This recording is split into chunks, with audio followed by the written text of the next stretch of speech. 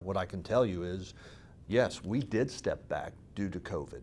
Assistant Chief Neudigate says the change in policing due to the virus in March and April forced the CPD to go from proactive to reactive. And it drastically changed how we police. Policing, and especially violence reduction efforts, are community-based. We have to have the dialogue with our neighbors and with our community. And when we drastically change how we police, we go into a differential response mode where we don't want to go out.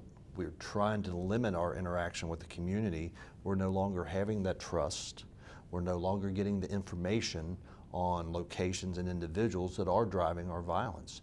April was one of the worst months on record for Cincinnati. We go from, April homicides, 2019, 1, 2020, 16.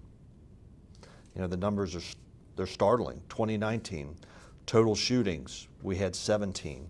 In 2020, in the midst of the pandemic, we're at 44 shootings. In May, the CPD returned to proactive policing. This shows the total number of guns taken off the streets, representing arrests made.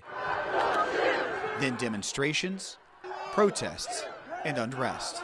We started to stabilize our numbers, started to make some progress, and then the riots occurred. And then, yes, for the last month, where we could have been proactive in addressing gun violence, we've been reactive in dealing with riots, demonstrations, and protests. So yes, it has definitely hampered our ability to proactively address gun violence. During this time, police departments have been defending themselves from defunding debates and the fact that the pandemic is still very much a factor.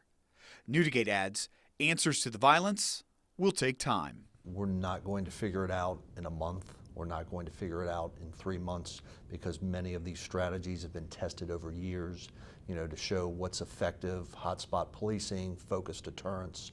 We're not going to come up with a bulletproof, evidence-based strategy in 3 months.